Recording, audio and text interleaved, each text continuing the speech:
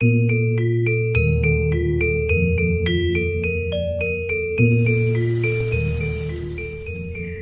Chaitanya Mahaprabhu, tokoh terkenal pembaharu tatanan masyarakat di India Timur.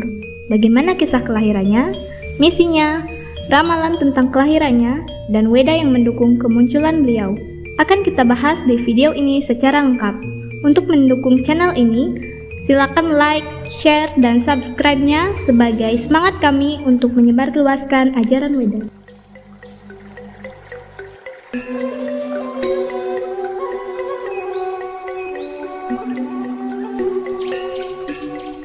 Sri Chaitanya Mahaprabhu, guru besar penyebar cinta kasih kepada Tuhan dan bapak pengucap nama suci Tuhan secara beramai-ramai, memunculkan dirinya di Sri Dhamma Mayapura, salah satu desa yang berada di pinggir kota Nawadwipa, daerah Benggala, yakni riwayat dan ajaran Sri Chaitanya.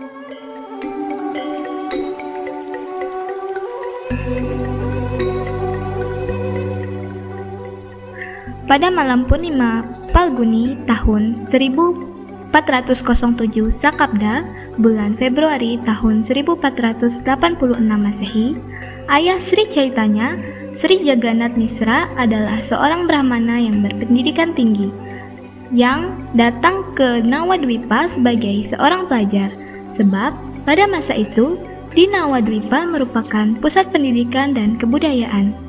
Jagannath Misra bermukim di tepi sungai Gangga setelah menikah dengan Srimati Sachidewi, putri Srila Nirlambara Cakrawarti, sarjana besar dan bijaksana dari Nawadwipa.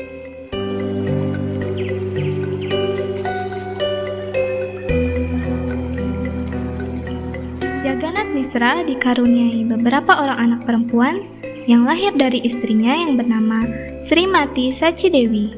Namun, semuanya meninggal dunia saat masih belia. Dua orang putranya yang bertahan hidup, yakni Sri Wiswarupa dan Wiswambara, akhirnya menjadi tumpuan dan curahan kasih sayang mereka.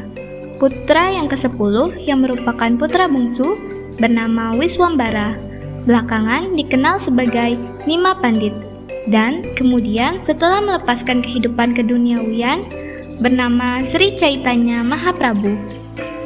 Sri Chaitanya tinggal di Nawadwipa sebagai seorang siswa dan juga hidup berumah tangga selama 24 tahun pertama dalam seluruh usianya. Istri pertamanya bernama Srimati Laksmi Priyai, yang meninggal dunia dalam usia muda ketika Sri Chaitanya sedang berada jauh dari rumah. Setelah kembali dari Benggala Timur, ibunya memintanya untuk menikah lagi, dan permintaan tersebut dikabulkan olehnya. Istri kedua Sri Chaitanya bernama Srimati Wisnupriya Dewi, yang sepanjang hidupnya menahan rindu terhadap Sri Chaitanya, karena Sri Chaitanya mulai menjalani tahap hidupnya. Setelah menjadi seorang sannyasi, Sri Chaitanya menetap di Jagannath Puri untuk memenuhi permintaan ibunya, Srimati.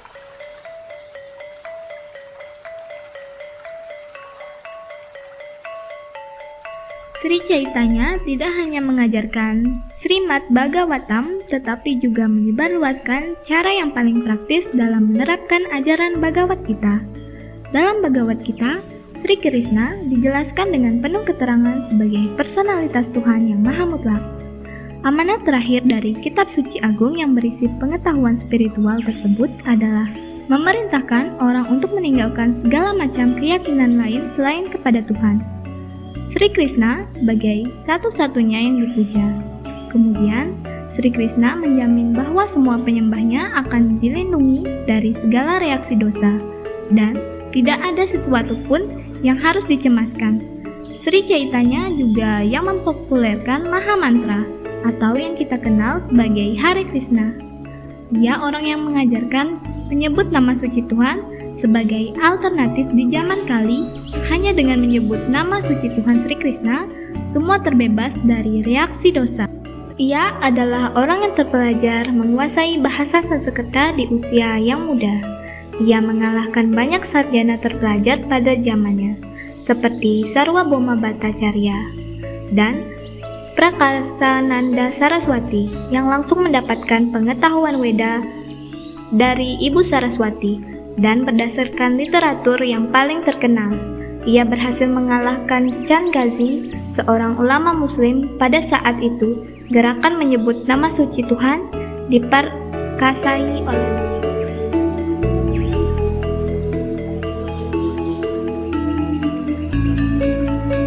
Bhagavata Purana Skanda 11 Mandala 5 Mantra 32. Di zaman Kali, orang-orang cerdas melakukan nyanyian berjamaah untuk memuja inkarnasi Tuhan Yang Maha Esa yang terus-menerus menyanyikan nama-nama Krishna. Walaupun kulitnya tidak kehitaman, dia adalah Krishna sendiri. Dia ditemani oleh rekan-rekannya, hambanya, senjata, dan sahabat rahasia. Dalam Upapurana, Krishna bersabda kepada Vyasadewa, "Wahai Brahmana yang bijaksana, terkadang aku menjadi sannyasi untuk memberi pelajaran kepada orang yang jatuh pada zaman Kali, agar mereka berbakti kepada Tuhan."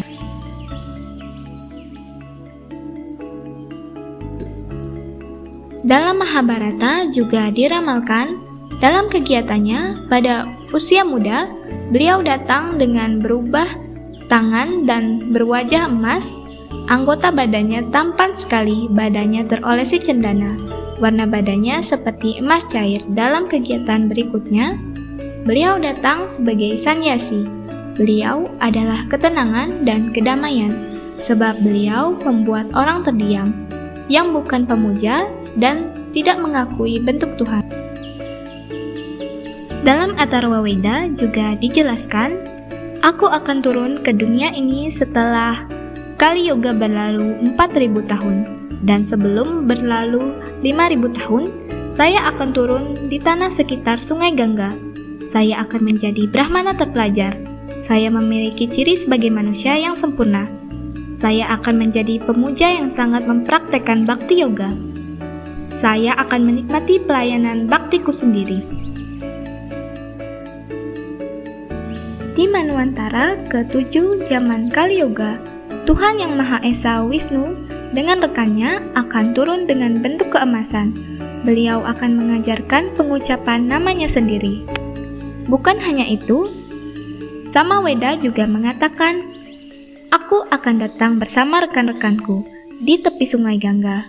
Saya akan mengajarkan cara menghalau dan membebaskan segala dosa karena pengaruh Kali Yoga." Yang paling akurat ketika Wayu Purana. Aku akan turun ke dunia ini saat bulan Palguna.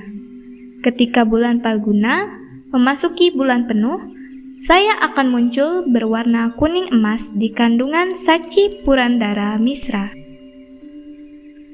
Saya akan lahir di kota Nawadwipa di sekitar Sungai Gangga di keluarga Brahmana. Jelas, lahirnya Caitanya pada bulan Palguna pada tahun 1407 dengan kulit keemasan atau kekuningan, lahir di kota Nawadwipa dan lahir di keluarga Brahmana terpelajar. Ajaran terhadap Krishna yang dibawanya juga memiliki landasan dalam Weda, beberapa kutipan yang menjadi acuan keagungan Sri Krishna. Jika mengutip dari Bhagavad Gita, kita dapat memahami Tuhan dalam personalitas tertinggi, yaitu Sri Krishna. Dikutip dari Bhagavad Gita, Adhyaya 7, Sloka 7, "Tidak ada yang lebih tinggi dariku, wahai Arjun. Semuanya bersandar padaku, seperti manik-manik yang digantungkan pada seutas benang." Jika kita kutip lagi dari Brahma Samhita 5.1, Krishna yang dikenal sebagai Govinda adalah Tuhan Yang Maha Esa.